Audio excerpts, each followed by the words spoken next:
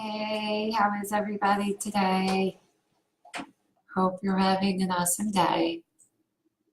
It's Margaret Massery from Marcus Bookkeeping, your heartfelt CFO.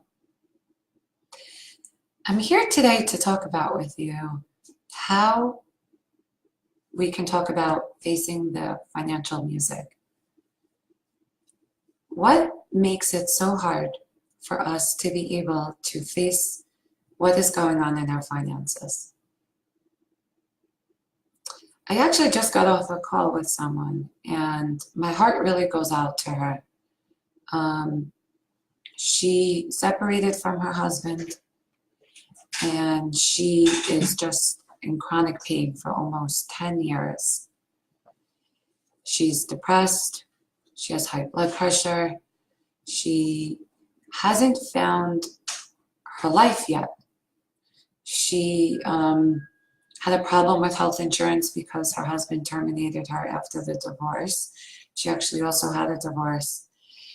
And when she opened up her heart to me, I just felt her pain, and I just felt her breathing tubes open.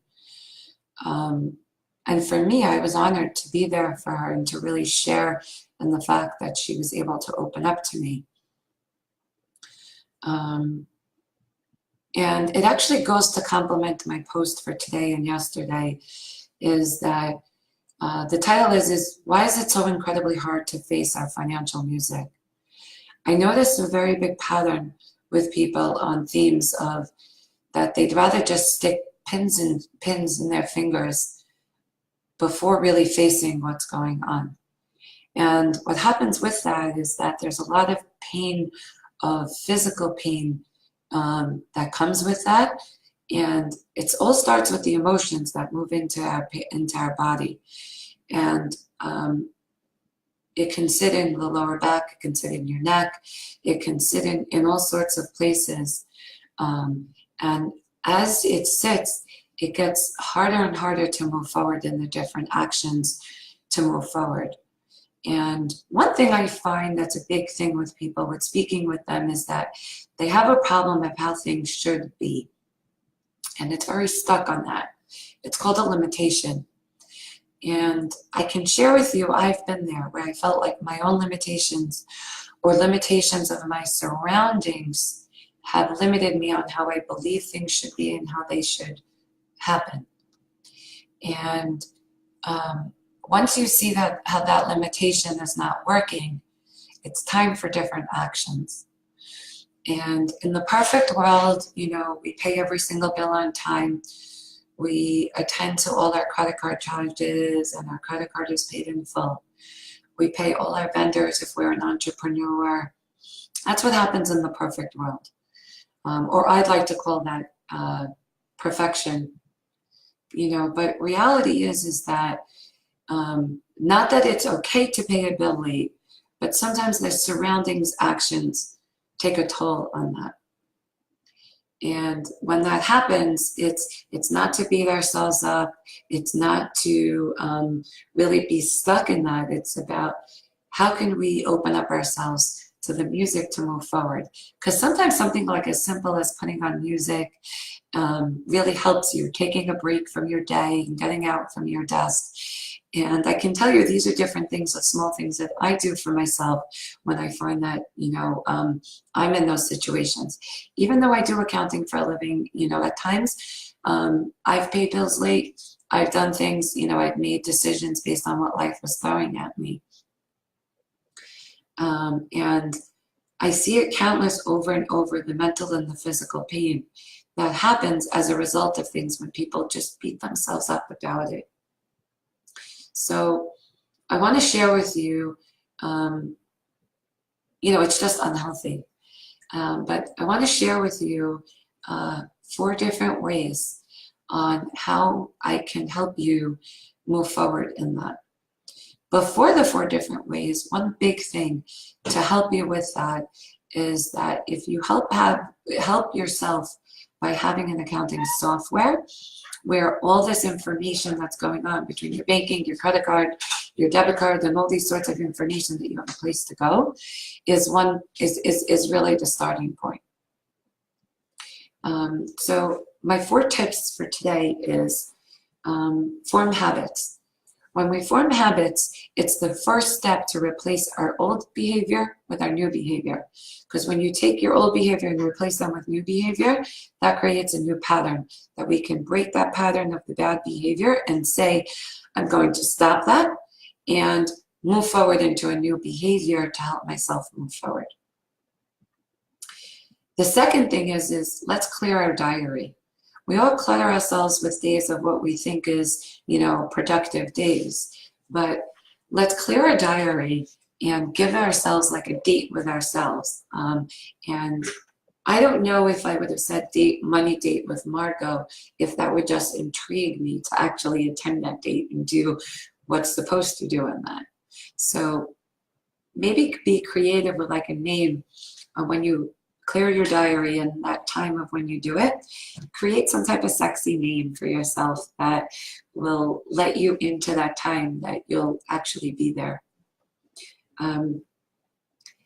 If you don't, it actually just prolongs the anxiety and the stress behind that until you actually do it.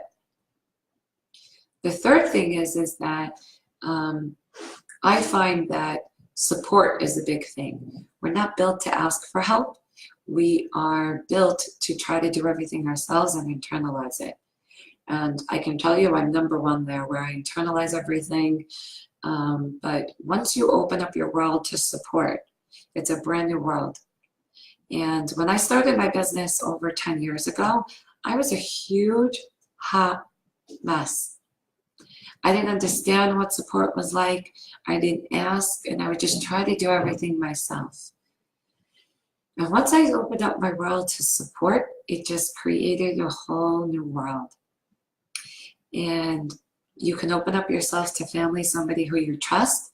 And like this example of this client who I just spoke to, she just could not get herself to talk to family because it just kept piling onto her where, her neck would be cringed and how she would walk.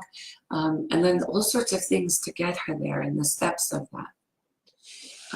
So I suggest that even though it costs money, you work with a professional so that you feel like it's secure, you feel it's private, so that you can move forward and really open up. And if you do those types of things, it's truly the best step to move forward. It's really the first step is to agree. Because the biggest thing is that with that step of support is people say, I don't have money. We all say that we don't have money, and a lot of ways our bank account may not prove it, but it's what we do to sacrifice to make that next step. And our bank account may say $500 and the fee is $2,500, but the question comes back to you is what are you willing to do to make that next step when you have all these things that you need to take care of? So like my example of this current client situation, she hasn't filed tax returns since 2009. And we're now in 2018. So she has all those years, and you guys can calculate how many years she has to take care of. And it's going to cost her, but it's not only in terms of the preparation, it's the work to the IRS that's going to happen too of all the fees. And I can tell you that part alone is a job outside of just preparing the books, because even just to start with is gathering the paperwork. The fourth one is once you have that date, treat yourself. Treat yourself. It might be chocolate, it might be wine, it might be hooray, it might be just something that makes you feel appreciated and proud of yourself. And whatever steps that you do, keep track of it, because those steps help show you that when you are sad later on in the day and you think your day was horrible, it helps you look back at your day for the steps that you did and move forward. So my treat that I do for myself when I do the things that are hard and I don't want to do, I love tortilla chips. I love tortilla chips and iced coffee. So if you're ever at a point with me when you want to make Margot happy and you see that Margot is a little bit out of sort, tortilla chips and iced coffee are my thing. So I hope my 4 tips helped you today, and I hope you do a stellar job in using these tips. I invite you to direct message me with what resonated to you. You can also comment below. You can direct message me if you feel you want to talk privately, and you can use my support to help move forward. And I look forward to hearing from you, and I hope you have a great rest of your day. I love you all. Bye.